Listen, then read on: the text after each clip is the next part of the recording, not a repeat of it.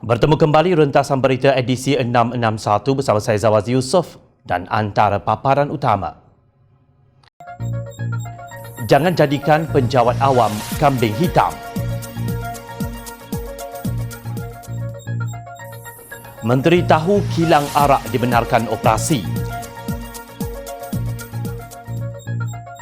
Malaysia tidak perlu duta khas ke Timur Tengah. Kebajikan parti, urusan siapa?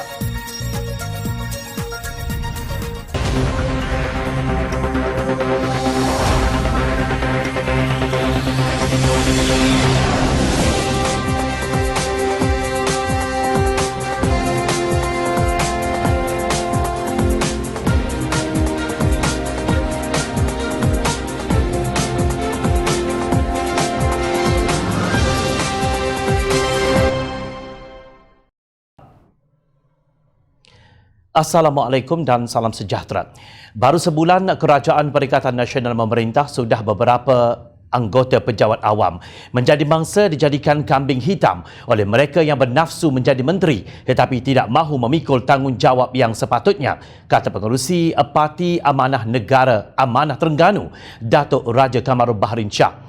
Beliau membidas pemimpin Kerajaan Perikatan Nasional yang menyalahkan pegawai kerajaan apabila timbul perkara yang kontroversi. Apa yang berlaku ialah isu yang berpotensi baik dan glamour diterima pujian oleh menteri sendiri, tetapi yang negatif dan menjadi liability disalahkan kepada pegawai kerajaan semata-mata seolah-olah tiada tanggungjawab bersama ataupun collective responsibility, katanya dalam satu kenyataan. Beliau merujuk kepada isu kilang arak Heineken yang dibenarkan beroperasi semasa tempoh Perintah Kawalan Pergerakan PKP yang dikaitkan dengan surat yang ditandatangani Ketua Setiausaha Kementerian Perdagangan Dalam Negeri KPDN HEP, Datuk Seri Haji Hasnul Zamzam bin Haji Ahmad. Ketulusan lesen kilang arak ini juga terletak di bawah kuasa Kementerian Perdagangan dan Industri Antarabangsa MITI yang juga mempunyai menteri dan timbalannya sendiri. Susah untuk dipercayai rakyat yang ia adalah satu kesilapan, ujarnya. Menteri MITI ialah Datuk Seri Azmin Ali, penggerak utama langkah syaratan yang membuka pintu belakang bersama rakan sepengkhianatannya, Presiden PAS Datuk Seri Hadi Awang yang menebuk atap Pakatan Harapan. Sementara itu, Menteri KPDN HEP pula Datuk Alexander Nanta Linggi. Tidak diketahui di mana keberadaan mereka ketika Ketua Setiausaha KPDN HEP memberi kelulusan bahawa kilang arak Heineken boleh terus beroperasi seolah-olah ia termasuk dalam kategori sektor kritikal berstatus makanan. Raja Kamarul turut mengecam tindakan Kerajaan Perikatan Nasional yang tidak menjemput Menteri Besar dan Ketua Menteri 5 Negeri Pembangkang dari Pakatan Harapan yang mewakili 40% rakyat Malaysia dalam mesyuarat nasional ketika wabak COVID-19 ini semakin serius.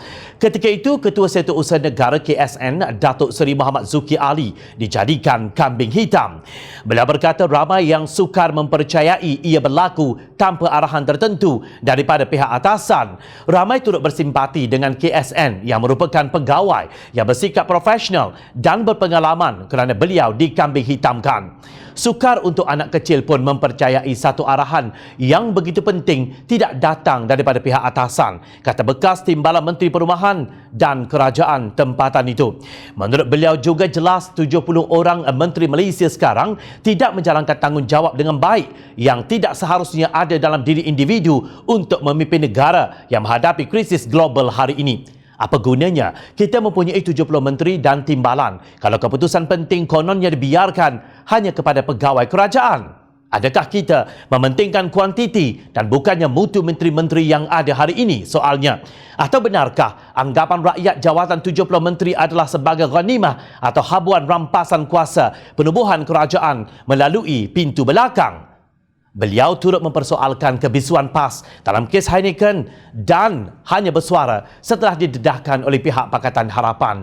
Raja Kamarul juga menyindir Menteri Kesihatan yang hilang dari radar setelah membuat kenyataan yang mengelirukan rakyat dalam isu wabak COVID-19. Dua orang timbalan beliau, Datuk Dr. Nur Azmi Ghazali dan Datuk Aaron Argo Dagang juga turut hilang. Akhirnya, hanya Ketua Pengarah Kesihatan Kementerian Kesihatan, Datuk Dr. Nur Hisham Abdullah yang memikul tanggungjawab tersebut dengan cemerlang tanpa tahu penat lelah. Jom China bersetuju dengan kenyataan Raja Kamarul bahawa rakyat Malaysia dan sebahagian besar pegawai serta penjawat awam tidak boleh menerima segala keburukan dilonggokkan ke atas mereka. Sementara segala yang harum dan indah adalah atas kecemerlangan menteri semata-mata.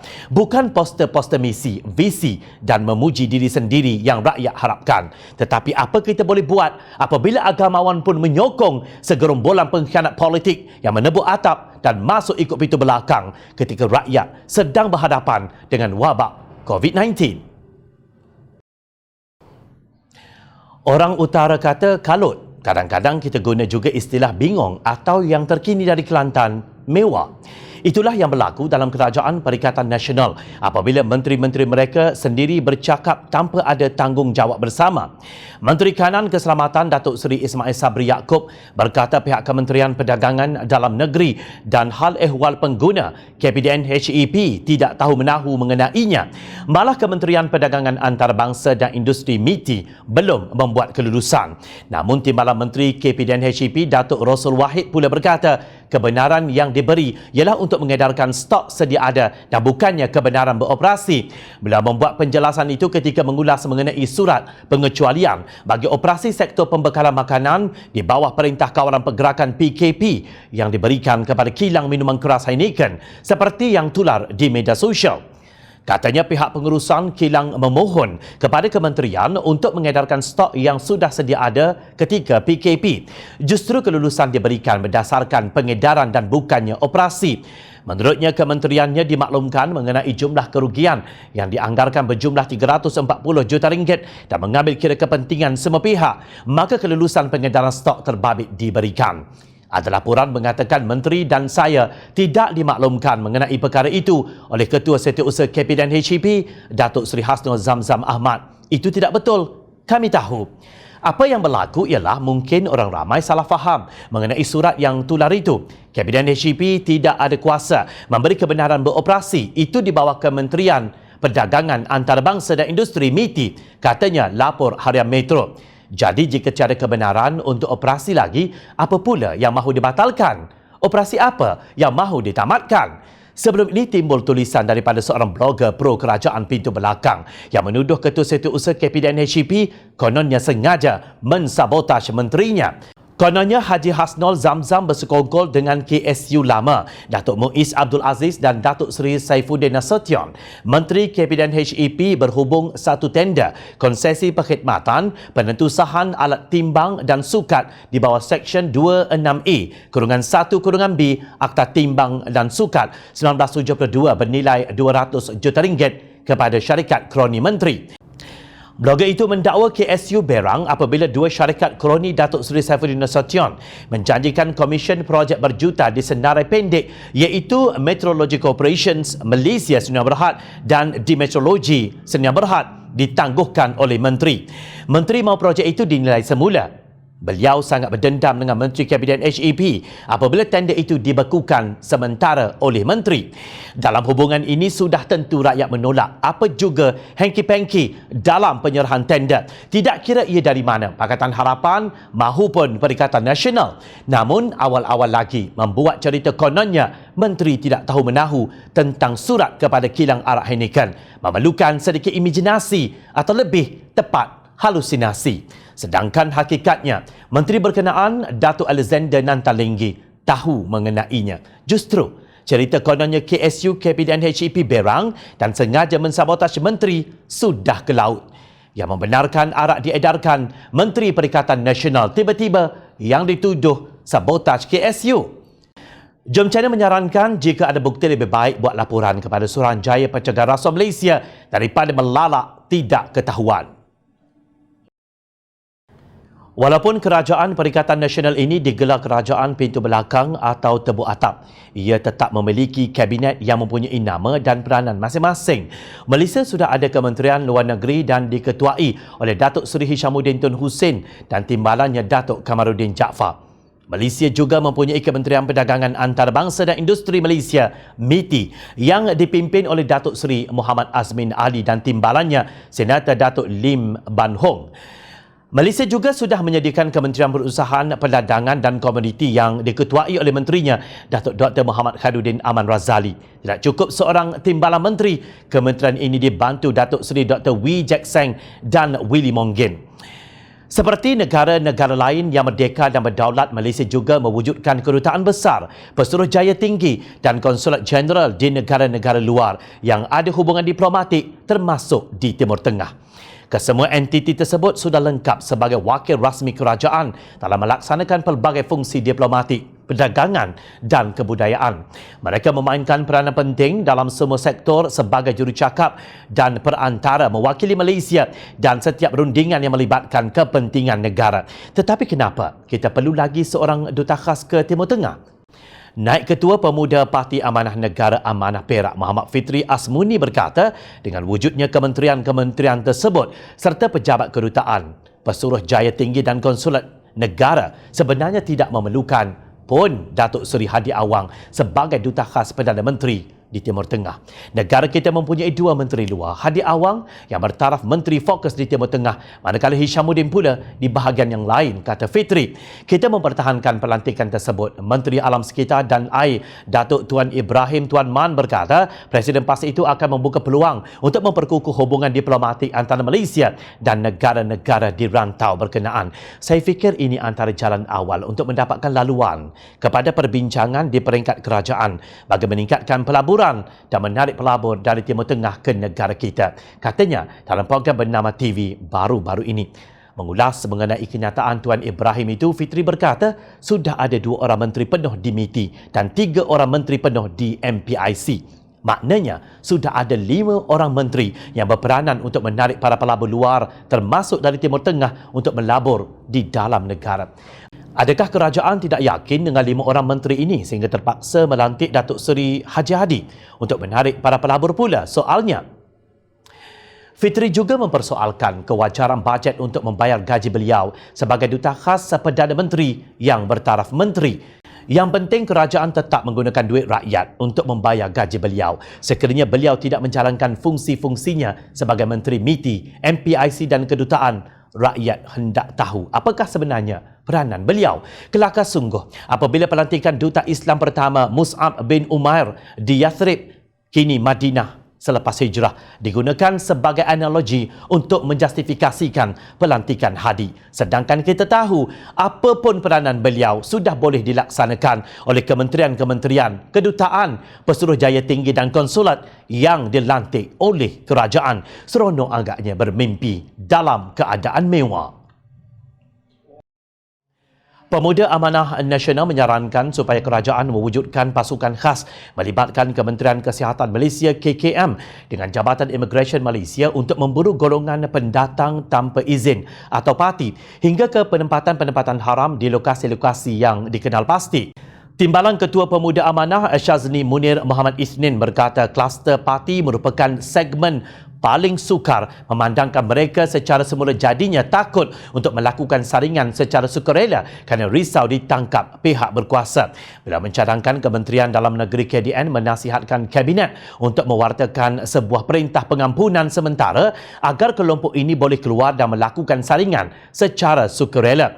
NGO Sekretariat Khidmat Imigran pernah menganggarkan bahawa jumlah pendatang asing tanpa izin parti yang berada di Malaysia pada tahun 2014 sahaja mencecah 4.6 juta orang. Ini bukan suatu angka yang kecil, katanya dalam satu kenyataan yang dipetik Malaysia Deadline.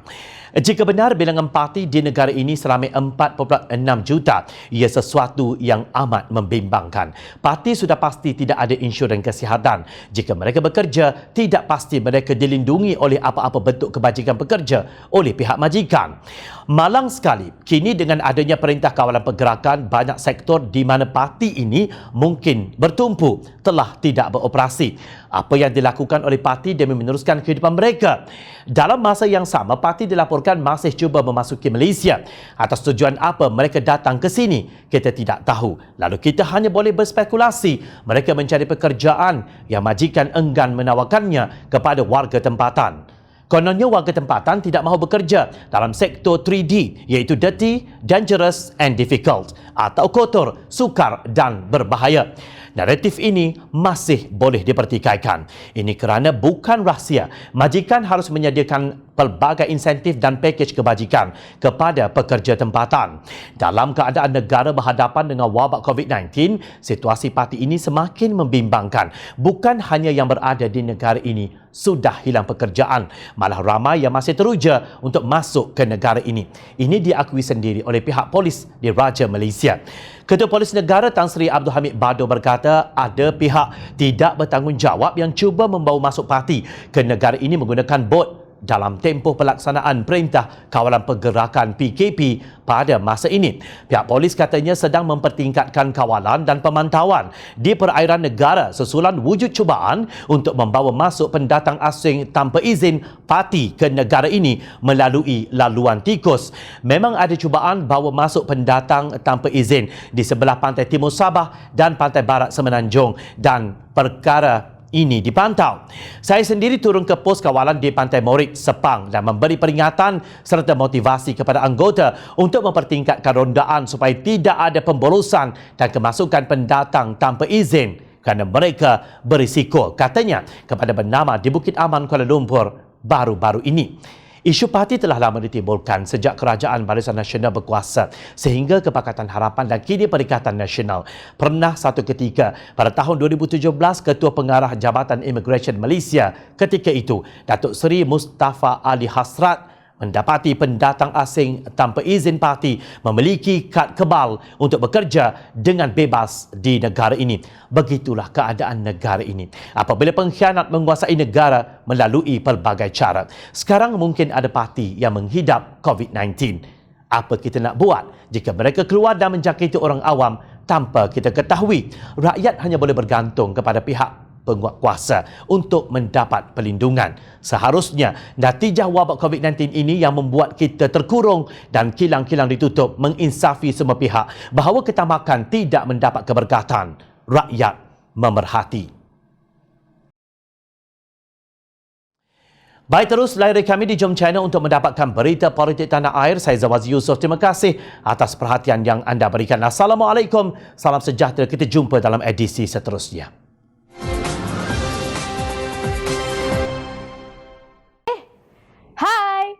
Jangan lupa klik kanan untuk rentasan berita, klik kiri untuk keratan berita dan jangan lupa untuk subscribe kami tau.